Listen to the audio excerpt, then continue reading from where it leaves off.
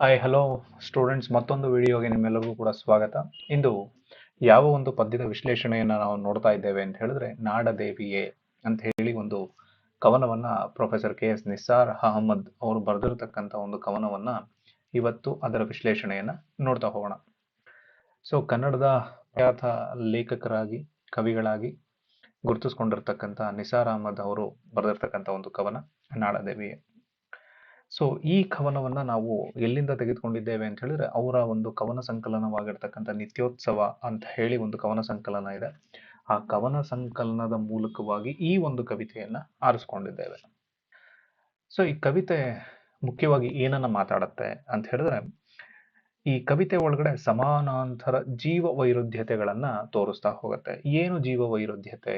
ಒಂದು ಎಕ್ಸಾಂಪಲ್ ಕೊಡೋದಾದ್ರೆ, ಬಡವ ಶ್ರೀಮಂತ, ಮೇಲು ಕೀಳು, ಈ ರೀತಿಯಾಗಿರ್ತಕ್ಕಂಥ ಭಿನ್ನತೆ, ಎರಡು ರೀತಿಯಾಗಿರ್ತಕ್ಕಂಥ ದಾರಿಗಳನ್ನ ತೋರಿಸ್ತಾ ಹೋಗುತ್ತೆ.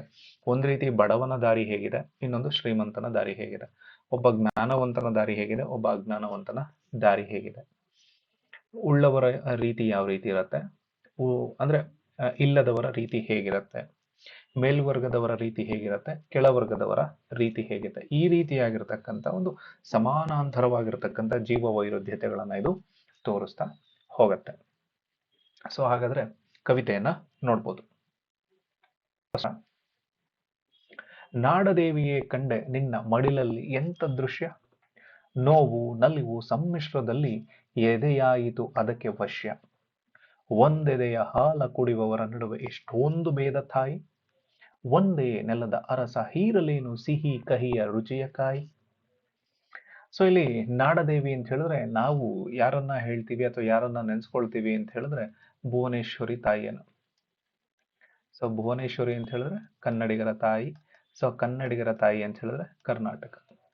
ಸೊ ಕರ್ನಾಟಕದ ಒಳಗಡೆ ಯಾವ ರೀತಿಯಾಗಿರ್ತಕ್ಕಂಥ ದೃಶ್ಯಗಳನ್ನ ನಾವು ನೋಡ್ತಾ ಇದ್ದೇವೆ, ಅಥವಾ ನೀನು ಭುವನೇಶ್ವರಿ ತಾಯಿ ಅಥವಾ ನನಗೆ ತಾಯಿಯಾಗಿದ್ದೆಲ್ಲಮ್ಮ, ನಿನ್ನ ಮಡಿಲ ಒಳಗಡೆ ಯಾವ್ಯಾವ ರೀತಿಯಾಗಿರ್ತಕ್ಕಂಥ ದೃಶ್ಯಗಳನ್ನ ನಾವು ನೋಡ್ತಾ ಇದ್ದೀವಿ.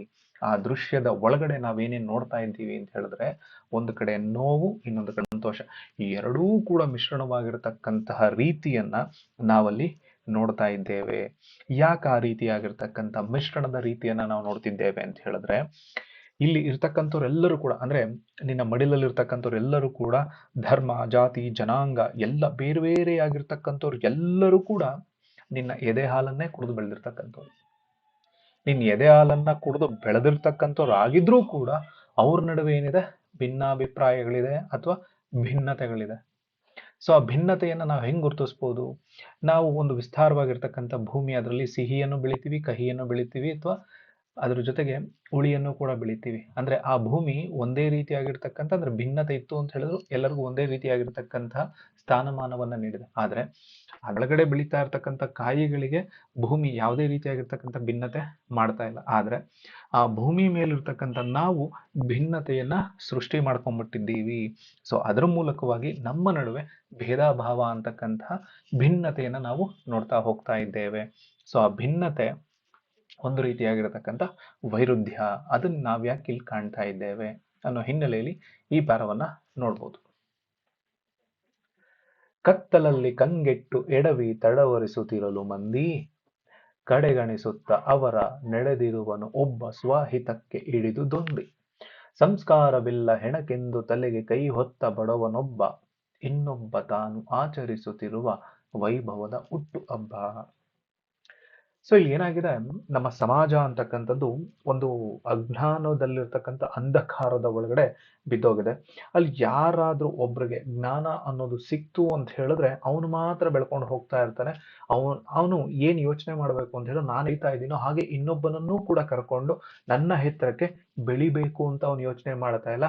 ಅವನು ತನ್ನ ಸ್ವಂತಕ್ಕೋಸ್ಕರ ಮಾತ್ರ ಅವನು ಯೋಚನೆ ಮಾಡ್ತಾ ಹೋಗ್ತಾ ಇದ್ದಾನೆ. ಇದೊಂದು ರೀತಿಯಾಗಿರ್ತಕ್ಕಂಥ ವೈರುಧ್ಯ. ಆದ್ರೆ ಸೊ ಹಾಗೆ ಇಲ್ಲಿ ಬಡತನದಲ್ಲಿರ್ತಕ್ಕಂಥ ಒಬ್ಬ ಬಡವ ತನ್ನ ಮನೆಯ ಒಳಗಡೆ ಯಾರೋ ತನ್ನ ಫ್ಯಾಮಿಲಿ ಮೆಂಬರ್ ಅಥವಾ ಯಾರೋ ಒಬ್ಬ ಸತ್ತೋಗಿದ್ದಾರೆ ಅಂತ ಹೇಳಿದ್ರೆ ಅವನಿಗೆ ಸಂಸ್ಕಾರ ಮಾಡೋದಕ್ಕೂ ಕೂಡ ಅವನ ಹತ್ರ ದುಡ್ಡಿಲ್ಲ. ಆದ್ರೆ ಅದೇ ಸಂದರ್ಭದಲ್ಲಿ ಇನ್ನೊಬ್ಬ ಶ್ರೀಮಂತ ತನ್ನ ಹುಟ್ಟು ಹಬ್ಬವನ್ನು ಆಚರಿಸ್ಕೊಳ್ಳೋದಕ್ಕೆ ಸಾವಿರಾರು ರೂಪಾಯಿಗಳನ್ನ ಖರ್ಚು ಮಾಡ್ತಾ ಹೋಗ್ತಾ ಇದ್ದಾನೆ.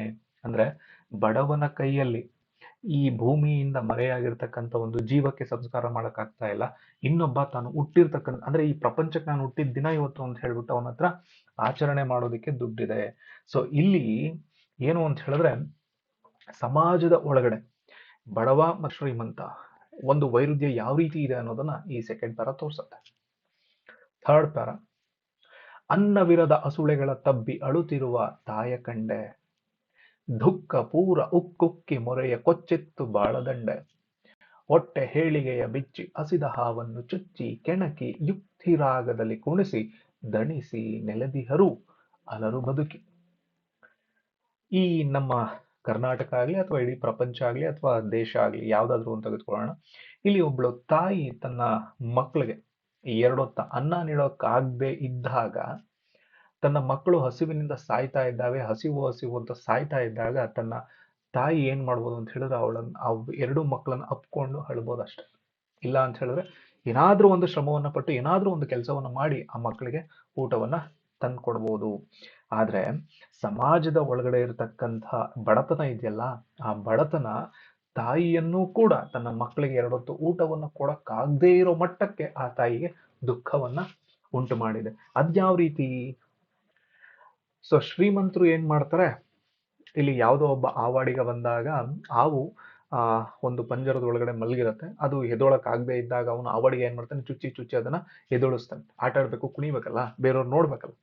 ಸೊ ಹಂಗೆ ಬಡತನದಲ್ಲಿರ್ತಕ್ಕಂಥವ್ರು ಜನರನ್ನ ಇದೇ ಶ್ರೀಮಂತರು ಹಾವನ್ನ ಹೆಂಗೆ ಚುಚ್ಚಿ ಆಡಿಸ್ತಾರೋ ಹಾಗೆ ಇವರನ್ನು ಕೂಡ ಚುಚ್ಚಿ ಚುಚ್ಚಿ ಆಡಿಸೋದ್ರ ಮೂಲಕವಾಗಿ ಅವರ ಕಷ್ಟಗಳನ್ನ ಇಟ್ಕೊಂಡು, ನೋಡು ನಿನ್ಗೆ ಈ ತರ ಕಷ್ಟ ಇದೆ, ನಾನು ಈ ತರ ಸಹಾಯ ಮಾಡ್ತೀನಿ, ಸೊ ಇದನ್ನ ನೀನ್ ಮಾಡ್ಕೊಟ್ರೆ ನಾನು ಈ ತರ ಸಹಾಯವನ್ನ ಮಾಡ್ಕೊಡ್ತೀನಿ ಅಂದ್ರೆ ಅವರ ಕಷ್ಟಗಳನ್ನೇ ಮುಂದೆ ಮಾಡಿಕೊಂಡು ಮತ್ತೆ ಅವ್ರನ್ನ ಬಡವತನದ ರೀತಿಯಲ್ಲಿ ನೋಡೋದಕ್ಕೆ ಸಾಧ್ಯತೆ ಇದೆ. ಅಲ್ಲಿ ತಾಯಿ ತನ್ನ ಮಕ್ಕಳಿಗೆ ಏನೂ ಮಾಡ್ಕೊಡಕ್ ಆಗ್ತಾ ಇಲ್ಲ. ಹಾಗೆ ಇಲ್ಲಿ ಬಡತನದಲ್ಲಿರ್ತಕ್ಕಂಥವ್ರು ಬಡತನವನ್ನೇ ಒದ್ದು ಮಲಗಿದ್ದಾರೆ, ಶ್ರೀಮಂತರು ಅದನ್ನ ಎನ್ಕ್ಯಾಶ್ ಮಾಡ್ಕೊಂಡಿದ್ದಾರೆ ಅನ್ನೋದನ್ನ ಈ ಪಾರದಲ್ಲಿ ಹೇಳುತ್ತೆ. ನೆಕ್ಸ್ಟ್ ಪಾರ, ನರನನ್ನೇ ಗಾಳಿವಾಗಿಸುತ್ತ ಬಾಳ ನೀರಲ್ಲಿ ನಲಿವನರಿಗೆ, ನಾವೊಂದು ಎನ್ನುವ ಸತ್ಯಕ್ಕೆ ಅಡ್ಡಗಾಲೆಳವ ನಾಡಿನರಿಗೆ, ಎಚ್ಚರವ ನೀಡಿ ತಿದ್ದುತ್ತಲಿರಲಿ ಕವಿಭಾವವೆಂಬ ಬಡಿಗೆ, ತಾಯಿ ಭಾರತೀಯೇ ಇದುವೇ ನಿನಗೆ ನಾ ಸಲ್ಲಿಸಲಿರುವ ಕೊಡುಗೆ. ಇಲ್ಲಿ ನಾವು ಎಲ್ಲಾದ್ರೂ ಒಂದು ಕೊಳದ ಹತ್ರದ್ದು, ಸಮುದ್ರದ ಹತ್ರನೋ ಅಥವಾ ಒಂದು ನದಿ ಹತ್ರನೋ ಹೋದಾಗ ನಾವೊಂದು ಮೀನ್ ಹಿಡಿಬೇಕು ಅಂತ ಹೇಳಿದಾಗ ಏನ್ ಮಾಡ್ತೀವಿ, ಗಾಣವನ್ನು ಹಾಕ್ತಿವಿ. ಸೊ ಗಾಣವನ್ನ ಹಾಕದ ಮೇಲೆ ಅದಕ್ಕೆ ಮೀನ್ ಅಟ್ರಾಕ್ಟ್ ಆಗ್ಬೇಕು ಅಂತ ಹೇಳೋರು ನಾವೇನ್ ಮಾಡ್ತೀವಿ, ಎರೆಹುಳವನ್ನ ಹಾಕ್ತಿವಿ. ಸೊ ಎರೆಹುಳದ ಜೊತೆಗೆ ಗಾಳವನ್ನ ಹಾಕಿದಾಗ ಅದಕ್ಕೆ ಅಟ್ರಾಕ್ಟ್ ಆಗಿ ಮೀನ್ ಬಂದು ಏನ್ ಮಾಡುತ್ತೆ, ಅದನ್ನ ಇಟ್ಕೊಳತ್ತೆ ತಿನ್ಬೇಕು ಅಂತ ಹೇಳಿ. ಅದೇ ರೀತಿ ಒಬ್ಬ ಮನುಷ್ಯನನ್ನು ಕೂಡ ನಾವೇನ್ ಮಾಡಿದೀವಿ, ಗಾಳದ ರೀತಿಯಲ್ಲಿ ಮಾಡ್ಕೊಂಡಿದ್ದೇವೆ. ಆ ಗಾಳಕ್ಕೆ ಅಂಟ್ಕೊಂಡಿರ್ತಕ್ಕಂಥದ್ದು ಯಾವುದು, ಎರೆಹುಳವಾಗಿ ಅಂತ ಹೇಳಿದ್ರೆ ಅವನ ಸಮಸ್ಯೆಗಳು. ಆ ಸಮಸ್ಯೆಗಳ ಮೂಲಕವಾಗಿ ಅವರನ್ನ ನಾವೇನ್ ಮಾಡ್ತಾ ಇದ್ದೀವಿ, ಹಿಂಸೆಗೆ ನುಗ್ತಾ ಇದ್ದೀವಿ. ಆದ್ರೂ ಕೂಡ ಈ ನಾಡಿನಲ್ಲಿ ನಾವೆಲ್ಲರೂ ಕೂಡ ಒಟ್ಟಾಗೆ ಇದ್ದೀವಿ, ಒಟ್ಟಾಗಿ ಬಾಳ್ತಾ ಇದ್ದೀವಿ ಅಂತ ಹೇಳಿ ಹೇಳ್ಕೊಳ್ತಾ ಹೋಗ್ತಾರೆ. ಒಂದು ಸ್ವಾರ್ಥದ ಬದುಕಲ್ಲಿ ಬದುಕನ್ನ ಕಟ್ಕೊಳ್ತಾ ಹೋಗ್ತಾ ಇರ್ತದೆ.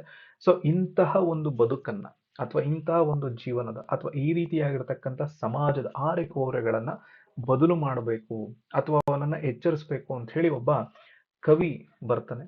ಸೊ ಕವಿ ಬರ್ತಾ ಇರ್ತಕ್ಕಂಥವನು ಕೈಯಲ್ಲಿ ಏನ್ ಮಾಡ್ತಾನೆ, ಬಡಿಗೆ ಕೋಲನ್ನ ಇಟ್ಕೊಂಡು ಎಚ್ಚರಿಸ್ತಾ ಇರ್ತಾನೆ. ಇದು ಅಸಮಾನವಾಗಿರ್ತಕ್ಕಂಥ ಸಮಾಜ, ಇಲ್ಲಿ ಸಮಾನತೆಯನ್ನ ತರಬೇಕು. ಸೊ ಅದಕ್ಕೆ ಅವನೇನ್ ಹೇಳ್ತಾನೆ ಅಂತ ಹೇಳಿದ್ರೆ, ನಾನು ಒಬ್ಬ ಕವಿಯಾಗಿ ಏನನ್ನ ಎಚ್ಚರಿಸ್ಬೋದು ಈ ನಾಡಿಗೆ, ಅಂದ್ರೆ ಸಹಬಾಳ್ವೆ ಸಮಾನತೆಯಿಂದ ಬಾಳ್ತಕ್ಕಂಥದ್ದನ್ನ ಅಷ್ಟನ್ನು ಮಾತ್ರ ನಾನು ಕೊಡುಗೆಯಾಗಿ ಕೊಡ್ಬೋದೇ ಹೊರತು ಅದಕ್ಕಿಂತ ಹೆಚ್ಚಿನದೇನನ್ನು ಕೂಡ ನನ್ನ ಕೈಲಿ ಕೊಡೋದಕ್ಕಾಗೋದಿಲ್ಲ. ಅದೇ ನಾನು ಈ ಭಾರತ ತಾಯಿಗೆ ಒಪ್ಪಿಸ್ತಾ ಇರ್ತಕ್ಕಂಥ ಕೊಡುಗೆ ಅಂತ ಹೇಳಿ ಅವನು ಹೇಳ್ಕೊಳ್ತಾನೆ. ಲಾಸ್ಟ್ ಪ್ಯಾರ, ಗುರಿ ಮುಟ್ಟುತ್ತಲಿರಲಿ ಈ ಜೀವ ತಾನು ಹಿಡಿದೊಂದು ದಿಟದ ದಾರಿ, ಮರೆಯದಂತೆ ಹೊರಿಸಿರುವ ಋಣವ ಕೃತಿಯಲ್ಲಿ ಅದನ್ನು ಸಾರಿ, ನಿನ್ನೊಲವ ತೈಲ ನನ್ನೆದೆಯೋಳು ಇರಲಿ ಬೆಳಗಿ ಬಾಳ ಬತ್ತಿ, ಕೊನೆ ಕಾಣಲಮ್ಮ ಅನುಭವದಿ ಮಾಗಿ ನಿನ್ನ ಅಡಿಗೆ ಬಾಗಿ ನೆತ್ತಿ. ಸಮಾಜದಲ್ಲಿ ನಾವು ಸಮಾನತೆ ಸಹಬಾಳ್ವೆ ತರಬೇಕು ಅಂತ ಹೇಳಿ ಒಂದು ಜೀವನದ ಗುರಿಯನ್ನಾಗಿ ಇಟ್ಕೊಂಡಿರ್ತೀವಿ. ಆದ್ರೆ ಅದು ದೃಢವಾಗಿರ್ಬೇಕು. ಆ ದಾರಿ ನಾವು ಅನ್ಕೊಂಡಿರ್ತಕ್ಕಂಥ ದಾರಿ ನಾವು ಹೀಗೆ ಮಾಡ್ಬೇಕು ಅಂತ ಅಂದ ಮೇಲೆ ಅದನ್ನ ದೃಢವಾಗಿ ಇಟ್ಕೊಂಡಾಗ ಅದನ್ನ ಮಾಡೋದಕ್ಕೆ ಸಾಧ್ಯ. ಅದೇ ರೀತಿ ನಾನು ಏನ್ ಅನ್ಕೊಂಡಿದ್ದೀನಲ್ಲ, ಸಮಾನತೆ ಸಹಬಾಳ್ವೆ ತರಬೇಕು ಅಂತ ಹೇಳಿ, ಅದನ್ನ ನನ್ನ ಕೃತಿಯಲ್ಲೂ ತರೋ ರೀತಿನಲ್ಲಿ ನಾನು ಕಾಣಬೇಕು, ಅಥವಾ ಅದನ್ನ ಸಾಧಿಸಬೇಕು. ಸೊ ಆ ರೀತಿ ನಾನು ಸಾಧಿಸಬೇಕು ಅಂತ ಹೇಳಿದ್ರೆ ನೀನ್ ನನಗೇನ್ ಕೊಡ್ಬೇಕು, ಒಂದು ಶಕ್ತಿಯನ್ನು ಕೊಡ್ಬೇಕು. ಆ ಶಕ್ತಿ ನನ್ನಲ್ಲಿ ಬಂತು, ಅಥವಾ ಆ ಒಲವು ನನ್ನ ಮೇಲೆ ಬಂತು ಅಂತ ಹೇಳಿದ್ರೆ ನಾನು ಎಲ್ಲರನ್ನ ಗೆಲ್ಲೋದಕ್ಕೆ ಸಾಧ್ಯ, ಎಲ್ಲರ ಎದೆಯಲ್ಲೂ ಕೂಡ ನಾನು ಹೋಗೋದಕ್ಕೆ ಸಾಧ್ಯ ಆಗತ್ತೆ. ಅದರ ಮೂಲಕವಾಗಿ ಎಲ್ಲರಿಗೂ ಒಂದು ಬೆಳಕನ್ನ ತೋರ್ಸೋದಕ್ಕೆ ಸಾಧ್ಯ ಆಗತ್ತೆ. ಬೆಳಕು ಇನ್ ದ ಸೆನ್ಸ್ ದಾರಿ, ಅಂದ್ರೆ ಸಮಾಜವನ್ನ ಸಮಾನತೆಯ ದಾರಿಗೆ ತೆಗೆದುಕೊಂಡು ಹೋಗ್ತಕ್ಕಂಥ ಒಂದು ದಾರಿಯನ್ನ ಸಾಗಿಸೋದಕ್ಕೆ ಸಾಧ್ಯ ಆಗತ್ತೆ. ಅದಕ್ಕೆ ನಿನ್ನ ದಯೆ ಇರಬೇಕು. ನನ್ನ ಅನುಭವದ ಮೂಲಕ, ಅಂದ್ರೆ ನಾನೇನ್ ಬರಿತೀನಲ್ಲ, ಆ ಬರೆಯೋದ್ರ ಮೂಲಕವಾಗಿ, ಬರವಣಿಗೆಯ ಮೂಲಕವಾಗಿ ನಾನು ಎಲ್ಲರ ಮನವನ್ನ ಸೇರ್ಕೊಳ್ತೀನಿ. ಆ ಸೇರ್ಕೊಂಡ ಮೇಲೆ ಅವರ ಜೀವನ ಅನ್ನೋದು ಬಂಗಾರ ಆಗತ್ತೆ. ಅದ್ರ ಮೂಲಕವಾಗಿ ದೇಶ ಅನ್ನೋದು ಕೂಡ ಒಂದು ಸದ್ಗತಿಯನ್ನ ಕಾಣೋದಕ್ಕೆ ಸಾಧ್ಯ ಆಗತ್ತೆ. ಯಾಕೆ ಇವೆಲ್ಲ ಆಗ್ಬೇಕು ಅಂತ ಹೇಳಿದ್ರೆ, ನಾನು ಒಂದು ದಿಟವಾಗಿರ್ತಕ್ಕಂಥ ದಾರಿ ಇಟ್ಕೊಂಡಿದ್ದೀನಲ್ಲ, ಆ ದಾರಿ ಅದು ಹಾಗೆ ನಮಗೆ ಸಿಗಬೇಕು. ಆ ದಾರಿ ನಾನು ಹೋಗ್ತಾ ಇದ್ದೀನಿ ಅಂತ ಹೇಳಿದ್ಮೇಲೆ ನಿರ್ಧಾರಿತವಾಗಿ ಅಥವಾ ದೃಢವಾಗಿ ಆ ದಾರಿಯಲ್ಲಿ ನಾನು ಹೋಗ್ತೀನಿ ಅಂತ ಹೇಳಿದ್ರೆ ಈ ದೇಶಕ್ಕೆ ಒಂದು ಉತ್ತಮ ಸದ್ಗತಿಯನ್ನ ತೋರಿಸೋದಕ್ಕೆ ಸಾಧ್ಯತೆ ಇದೆ ಅನ್ನೋದನ್ನ ನಾನು ನನ್ನ ಮಾತಿನ ಮೂಲಕವಾಗಿ, ನನ್ನ ಕೃತಿಯ ಮೂಲಕವಾಗಿ ನಾನು ಸಾರ್ಥಕ ಪಡಿಸ್ತೇನೆ. ಅದನ್ನ ಈ ಕೊನೆ ಪ್ಯಾರದಲ್ಲಿ ನಾವು ನೋಡ್ತೇವೆ. ಸೊ ಟೋಟಲ್ ಈ ಪದ್ಯ ಏನ್ ಹೇಳಕ್ ಹೊರಡತ್ತೆ ಅಂತ ಹೇಳಿದ್ರೆ, ಸಮಾಜದಲ್ಲಿ ಎರಡು ಜೀವನಾಂತರ ವೈರುಧ್ಯಗಳನ್ನ ನಾವು ನೋಡ್ತೀವಲ್ವಾ. ಸೊ ಆ ವೈರುಧ್ಯಗಳನ್ನ ಶಮನ ಮಾಡಬೇಕು ಅಂತ ಹೇಳಿದ್ರೆ ಕವಿಯಾಗಿರ್ತಕ್ಕಂಥವ್ನು ಏನ್ ಮಾಡ್ಬೇಕು, ಇದರಲ್ಲಿ ಪಾಲ್ಗೊಳ್ಳಬೇಕು. ಸಮಾಜದಲ್ಲಿ ನನ್ನ ಪಾತ್ರ ಎಷ್ಟಿದೆ ಅಂತ ಅವನು ತಿಳ್ಕೊಂಡು ಈ ತಪ್ಪನ್ನ ಅವನು ಬಡಿಗೆಯ ಮೂಲಕವಾಗಿ ಸರಿಪಡಿಸ್ತಾ ಹೋಗ್ತಾ ಇದ್ರೆ ಈ ಸಮಾಜದ ವೈರುಧ್ಯ ಅನ್ನೋದು ಕಡಿಮೆಯಾಗಿ ಎಲ್ಲರೂ ಸಮಾಜದಲ್ಲಿ ಬಾಳೋದಕ್ಕೆ ಸಾಧ್ಯತೆ ಆಗತ್ತೆ ಅನ್ನೋದನ್ನ ಕವಿಯವರು ನಾಡದೇವಿಯ ಹಿನ್ನೆಲೆಯಲ್ಲಿ ನಮಗೆ ತೋರಿಸ್ತಾ ಹೋಗ್ತಾ ಇದ್ದಾರೆ. Thank you.